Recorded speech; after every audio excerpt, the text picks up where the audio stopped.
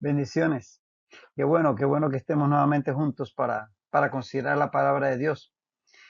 Estos ejercicios espirituales, la lectura de la palabra, la oración, la meditación en ella, el congregarnos, todo esto nos lleva cada día a conocer mejor a nuestro buen Dios.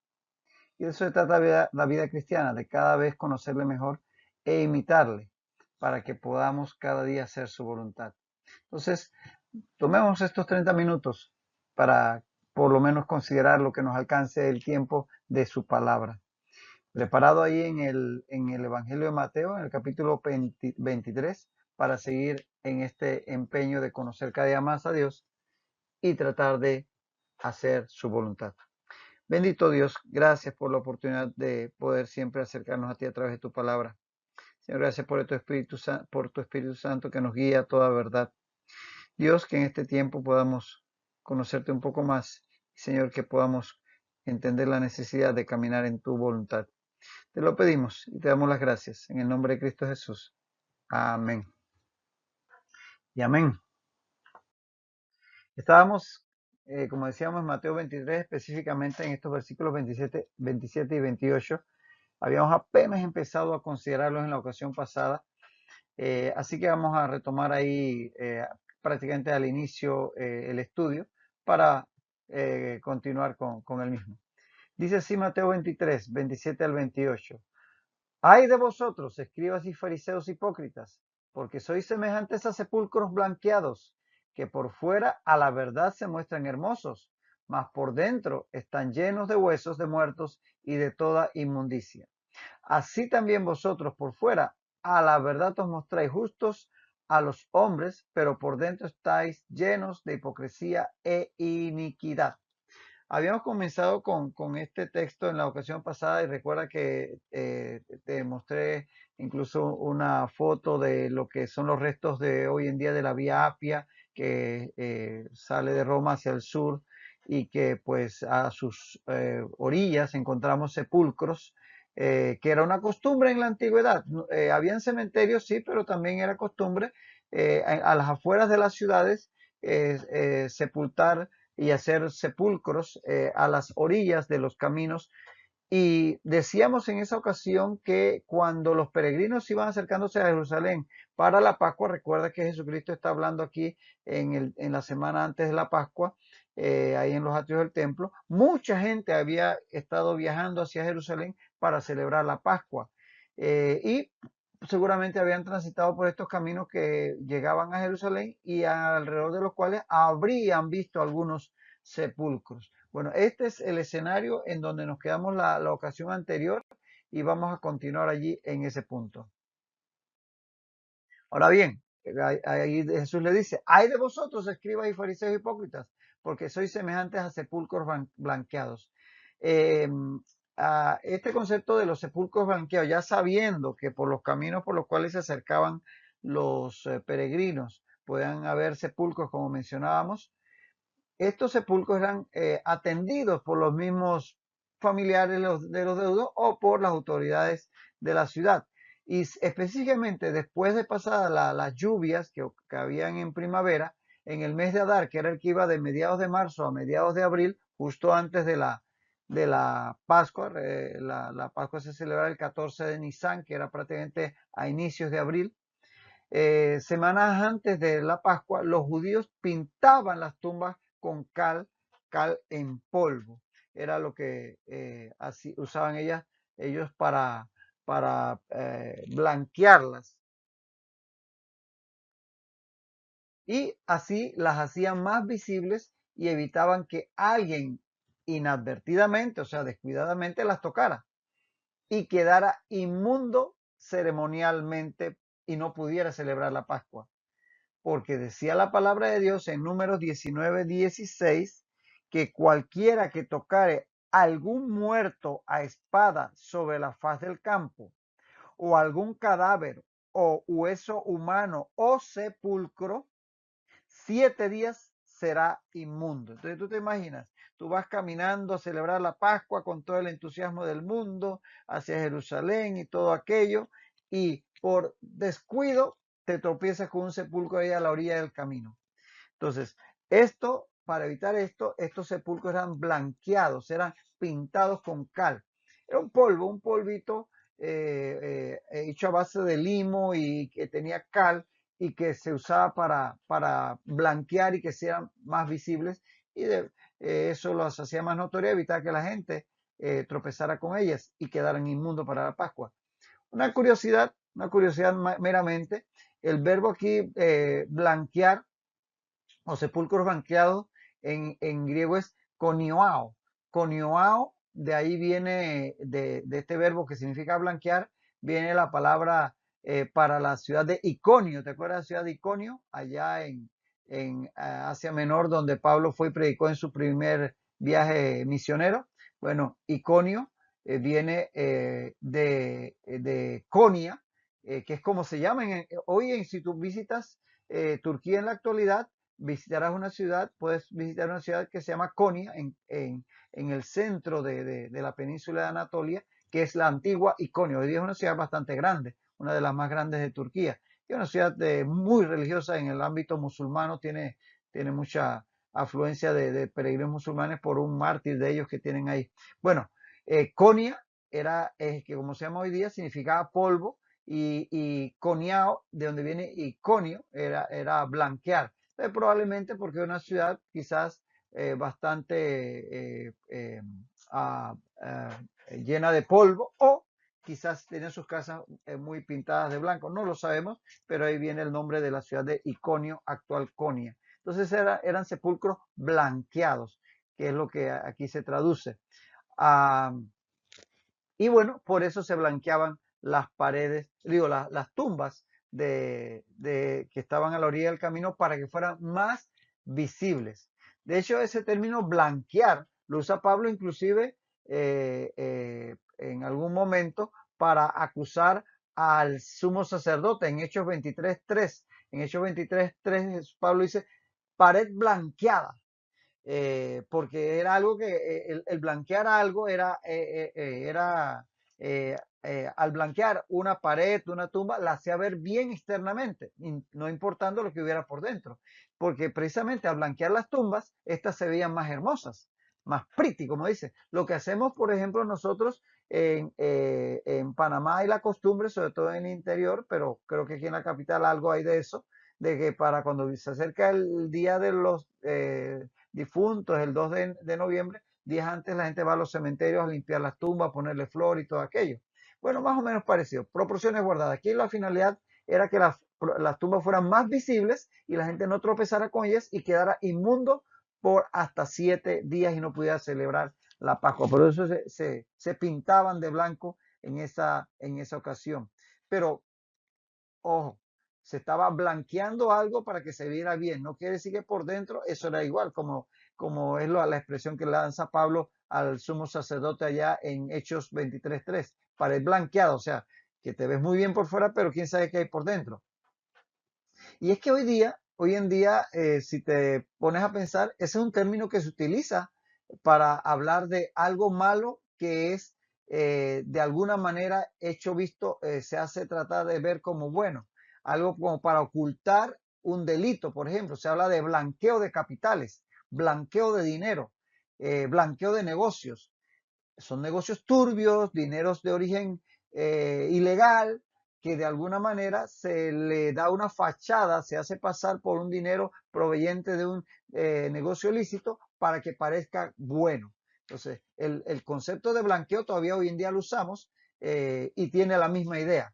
Dar una imagen externa buena, correcta, cuando lo que hay detrás es algo totalmente malo, ilegal, inmundo. Entonces, esa era la idea de esto de los sepulcros blanqueados que habla Jesús aquí en este momento, acusando a los escribas y fariseos de ser, este tipo de tener este tipo de vida. Y dice Jesús que por fuera, hablando de los sepulcros blanqueados, que está comparando a los escribas y fariseos, dice que por fuera a la verdad se muestran hermosos, mas por dentro están llenos de huesos de muertos y de toda inmundicia. wow, qué fuerte, ¿ah? Porque a pesar de ese aspecto externo, bien bonita, las tumbas bien blanquitas, bien limpiecitas, esos sepulcros estaban llenos de huesos de muertos y de la inmundicia que usted sabe en el término de lo que es la naturaleza del cuerpo humano, que cuando pues morimos se va descomponiendo y obviamente no es nada bonito, es algo que se va descomponiendo, el olor es muy desagradable, el aspecto es muy desagradable, e inclusive si es en la tierra, pues el tema de los gusanos y todo aquello. Entonces, y era más todavía en aquel tiempo, que definitivamente contenía, una tumba contenía algo realmente inmundo. Entonces, e inmundo ceremonialmente. Así que por doble vía, por el aspecto físico y por el sentido espiritual que tenía dentro de la ley. Así que esa es la idea que les está, con lo que los está comparando el Señor Jesús a estos religiosos. Y esto no es una idea nueva, esto lo vemos, por ejemplo, en el Antiguo Testamento, en Salmo 5.9.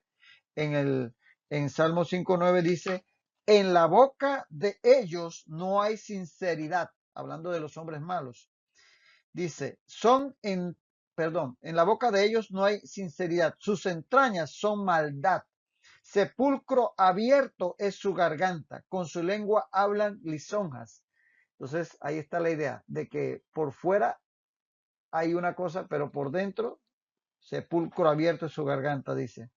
Y en Romanos 3.13 tenemos la misma idea. Aquí el apóstol Pablo, inspirado por el Espíritu Santo, también hablando de hombres malos, dice Romanos 3.13, sepulcro abierto es su garganta, con su lengua engañan, veneno de áspides hay debajo de sus labios, citando en parte lo del Salmo 5.9 en una cierta paráfrasis. Entonces, esta idea ya existía de que comparar a las personas malas, que tienen una fachada de buenas, con un sepulcro, en este caso los sepulcros blanqueados. Este último versículo que te leí es de Romanos 3.13. Dice Jesús, así también vosotros por fuera, le dice a los fariseos y escribas, a la verdad os mostráis justos a los hombres, pero por dentro estáis llenos de hipocresía e iniquidad. Jesús iba directo, por eso lo rechazaban y por eso le tenían tanta inquina, ¿no? Porque él les decía la verdad en su cara, no andaba por ahí por la espalda ni por terceras personas, él decía directo. Aquí vemos que cuando aquellos sepulcros blanqueados, aquellos religiosos se veían bien externamente, ya que actuaban para ser vistos por los hombres. Ellos hacían mucha ostentación de su religión y todo lo demás. Sin embargo, internamente, ¿qué tenían ellos? Según dice Jesús, hipocresía e iniquidad. Hipocresía, pues aquí tienes una cantidad de versículos. Mira la cantidad de veces que Jesús los llamó hipócritas. Aquí tienes toda una lista para que te des el gusto si quieres repasar cuántas veces Jesús llamó a estos religiosos hipócritas. Y ya explicamos lo que la palabra hipócrita significaba. Alguien que tiene una máscara, ¿no? Tiene algo para que se vea un carácter X, pero por detrás hay otro carácter.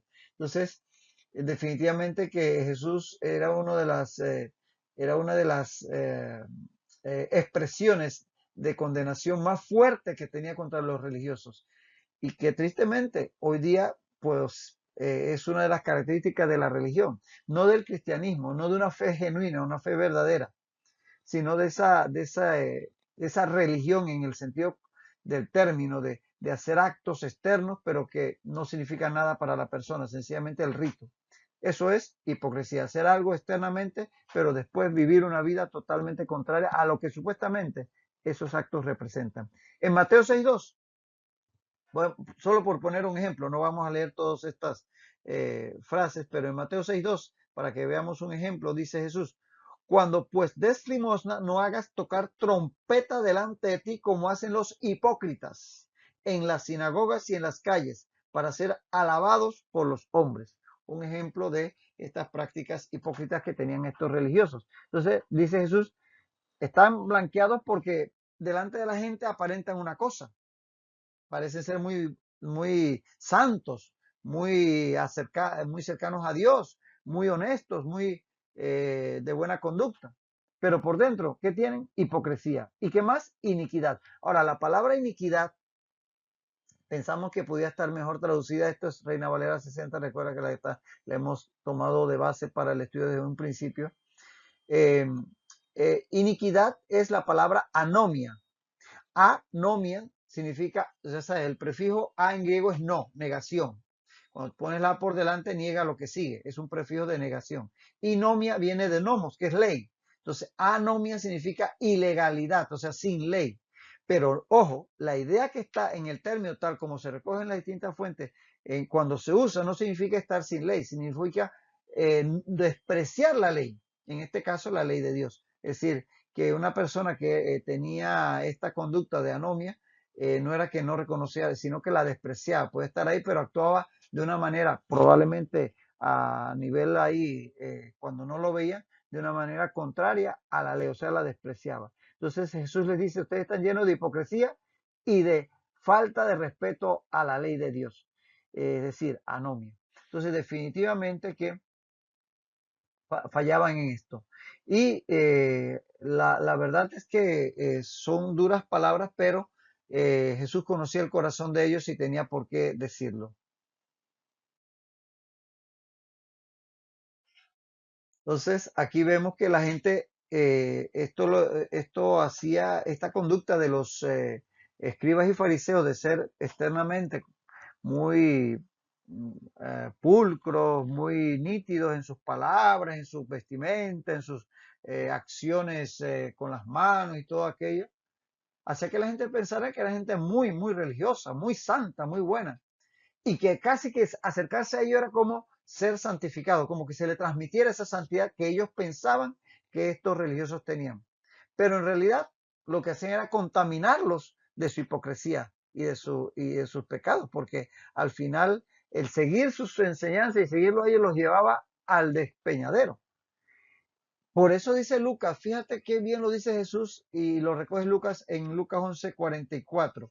Lucas 11:44 dice, hay de vosotros, escribas y fariseos hipócritas, que sois como sepulcros que no se ven. Recuerda que se pintaban, se blanqueaban para que fueran visibles, pero si estaban medio ocultos, grisáceos y se confundían con la vegetación, no los veían. Bueno, aquí dice Jesús, sois como sepulcros que no se ven, y los hombres que andan encima no lo saben. Ahí está clarísima la idea de lo que podía suceder cuando un sepulcro no se podía distinguir. Podían caminar sobre ellos y no lo sabían y quedaban ceremonialmente inmundos, contaminados. Y eso es lo que resultaba con estos hipócritas, que tenían una vida para el público, para el exterior, muy fingidamente, muy santa, muy devota, muy aparentemente cercanos a Dios, y la gente los consideraba prácticamente santos vivientes, a estos fariseos que eran muy rectos, y a los escribas que eran súper conocedores de la ley, y prácticamente creían que estar cerca de ellos los santificaba, cuando era todo lo contrario, estar cerca de esta gente terminabas contaminándote de su hipocresía y de sus errores en cuanto a la ley y demás. Entonces, ahí está una enseñanza para todos nosotros. Cuidado con estar siguiendo hombres. Hay gente de bien, hay ministros de la palabra, hay hombres que han hecho tremenda obra, pero jamás, jamás nos equivoquemos siguiendo hombres. Siempre seguir a Jesucristo. Que claro, como dice Pablo, sean imitadores de mí como yo de Cristo. En la medida que esos hombres, esas mujeres de Dios, están ministrando, gloria a Dios por ellos, Dios los siga usando y los bendiga, pero ciertamente siempre teniendo como meta parecernos a Cristo, no hacernos seguidores de hombres. Hay veces que las personas admiran tanto a un predicador que comienzan a predicar prácticamente de su misma manera, con sus mismos modales, con sus mismas inflexiones en la voz y todo eso. Y eso es cuando tú te fijas como meta parecerte a una persona. La idea es parecernos a Cristo. No cometamos este error. No estamos hablando de que estamos siguiendo a gente hipócrita, no, en ningún momento. Peor si lo hiciéramos, obviamente, pero estamos hablando de que ni siquiera con personas que, digámoslo, están haciendo la obra de Dios de una forma honesta y clara, sigamos su ejemplo, o su modelaje o su liderazgo o sus enseñanzas, pero siempre, siempre teniendo como meta de parecernos a Cristo. No seguir a hombres, seguir a Cristo. Espero que comprendas el concepto y no me malentiendas en esto. Ahora, es que los hombres, los seres humanos, nos fijamos en lo externo, pero lo que realmente para Dios, lo que cuenta para Dios es lo que el hombre es en su interior, en lo moral, en lo espiritual. Entonces, definitivamente que hay que no estar viendo el exterior como pues hacían estos hipócritas que con su carcasa externa engañaban a la gente. Hay que ver es el interior. Ahora, ese solo lo conoce Dios, pero tarde o temprano, la gente tarde o temprano da a conocer lo que hay en su interior. Recuerda que por sus frutos los conocerás. En 1 Samuel 16:7, ya ese versículo lo hemos leído muchísimas veces, pero una vez más no está de más. Dice, Jehová respondió a Samuel, no mires a su parecer ni a lo grande de su estatura. Hablando de los hijos de Isaí. Dice más, porque Jehová no mira lo que mira el hombre, pues el hombre mira lo que está delante de sus ojos, pero Jehová mira el corazón, lo que hay dentro del ser, los pensamientos, las intenciones, el verdadero ser. Entonces, eso es lo que hay que valorar, eso es lo que valora Dios y no debemos no debemos estar dejándonos llevar por las apariencias de las personas. Entonces llegamos ahora a este versículo 29 al 32 de este capítulo 23. Este será prácticamente el último de los hay que Jesús está lanzando contra los escribas y fariseos, el octavo en la lista que tenemos aquí en Mateo 23. Entonces este de hecho es el más largo. Vamos para su mejor estudio a dividirlo en dos partes porque verás que es bastante extenso. Entonces vamos a considerar la primera parte que va desde el 29 al 32. Como pasaje paralelo, puedes anotar, como pasaje paralelo a este texto de Mateo 23, 29 al 32, puedes anotar Lucas 11, 47 al 48. Lucas 11, 47 y 48 es paralelo con este texto. Así que vamos a entrar en él y seguir avanzando. Dice Jesús, ay de vosotros, escribas y fariseos hipócritas, porque edificáis los sepulcros de los profetas y adornáis los monumentos de los justos y decís, si hubiésemos vivido en los días de nuestros padres, no hubiéramos sido sus cómplices en la sangre de los profetas. Así que dais testimonio contra vosotros mismos de que sois hijos de aquellos que mataron a los profetas. Vosotros también llenad la medida de vuestros padres. Dura palabra nuevamente. Dice Jesús, ay de vosotros, escribas y fariseos hipócritas, porque edificáis los sepulcros de los profetas y adornáis los monumentos de los justos. Empezar diciendo que Dios había enviado profetas a lo largo de los siglos a Israel, llamándole precisamente al arrepentimiento. Y tú pues conoces la historia de los profetas. Algunos escribieron, Isaías, Jeremías, Ezequiel, etcétera. Algunos no escribieron, como Samuel y otros más que sencillamente están registrados como profetas, pero no hay palabras dichas por ellos proféticamente. Entonces, pero ellos fueron enviados por Dios para llamar a su pueblo a acercarse a él, a arrepentirse de sus pecados y caminar en sus caminos. Pero los judíos, los hijos de Israel, habían despreciado, y eso está la historia del Antiguo Testamento llena de esto, habían despreciado a la mayoría de ellos e incluso a muchos o varios de ellos los habían matado. Entonces, definitivamente que la historia no era muy positiva en cuanto a la conducta del pueblo de Israel con respecto a los profetas que Dios había mandado. Entonces, los judíos ahora en los tiempos de Jesús mostraban una cierta o aparente veneración por aquellos profetas que sus antepasados habían maltratado. Entonces ahora los veneraban después que sus propios ancestros los habían prácticamente despreciado o incluso matado. y ahora fingían o decían pues todo, ay, que es el gran Isaías, ay, que el gran Jeremías, etcétera. Y construían, al tener este grado de veneración, ya acá en la época de Jesús, construían monumentos en su memoria, o incluso, si se conocía el sepulcro del profeta X, embellecían sus sepulcros, los adornaban o los engrandecían. Todo esto lo hacían para, pues, expresar esa veneración que tenían por los profetas muertos. Incluso se constata que las reliquias de los profetas eran tenidas en alta estima, algo parecido a lo que hoy día se hace dentro de algunas religiones, aquello de guardar relicarios de restos de hombres y mujeres de una tremenda conducta dentro de una cierta fe o religión. Entonces las reliquias de los profetas, de estos, las que se podían conocer, si es que se conocían o se le atribuían, eran tenidas en alta estima. Y pues generalmente se guardaban en monumentos, ya fuera sepulcros propiamente o monumentos en honor a estos profetas. Y es decir, que aquí cuando Jesús dice, hay de vosotros escribas y fariseos hipócritas, porque edificáis los sepulcros de los profetas y adornáis los monumentos de los justos. Edificáis,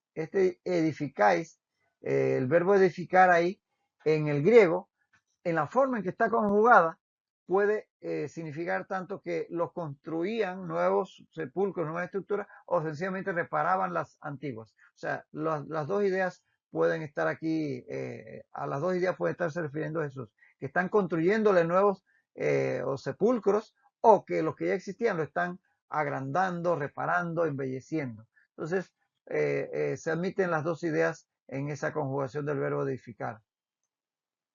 Y aquí tenemos un par de términos que son sinónimos entre sí. Por ejemplo, cuando dice sepulcros y después dice monumentos. Lo notas en el versículo, sepulcros y monumentos. En sí, encierran la misma idea.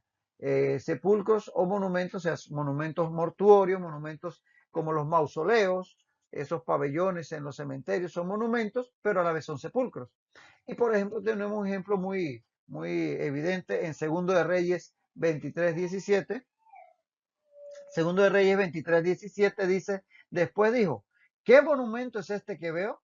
Y los de la ciudad le respondieron, este es el sepulcro del varón de Dios que vino de Judá.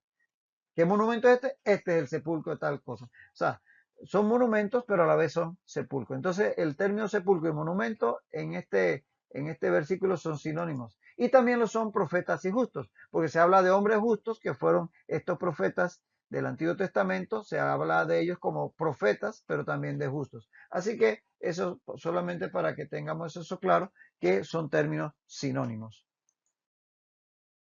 Y decir que hay 4 monumentos llamados tumbas de los profetas al pie del Monte de los Olivos, para conocimiento que podemos estar relacionándolo con lo que está aquí Jesús hablando ahí en el templo. Tenemos la tumba de Zacarías, llamada así la tumba del profeta Zacarías, que está ahí en el valle del hijo de Hinón o de Josafat, que está entre Jerusalén y el Monte de los Olivos. Tenemos la tumba de Absalón, obviamente Absalón no era profeta, pero este conjunto de monumentos que está por ahí se le llaman las tumbas de los profetas. Algunas de ellas, como por ejemplo la de Zacarías, se cree que estaba en construcción en el siglo I, cuando Jesús caminaba por esta tierra, así que posiblemente algo de eso tenía que ver con la alusión que Jesús hace a las tumbas que ellos edificaban o construían. Y tenemos la tumba de Josafat, pero también se habla que hay una tumba de Santiago, en este caso sería el apóstol Santiago, esa no tenemos registro de ella, pero se habla de que en ese lugar hay una también, en ese llamado tumba de los profetas, hay un monumento también a Santiago, en este caso, el hermano de Jesús, que fue muerto, tirado según Flavio Josefo, desde el pináculo del templo. Bueno, Estos son ejemplos de estas tumbas que se llamaban tumbas de los profetas, que posiblemente hacía alusión el Señor Jesús. Y como vimos, ellos lo hacían como una memoria a aquellos profetas muertos por sus propios ancestros. Vamos a quedarnos aquí para ver todo lo que esto significa en la próxima ocasión. Así que no te nos despegues, continuemos en este estudio de la palabra de Dios, siempre para edificar nuestra propia vida. En el nombre de Jesús te doy la bendición.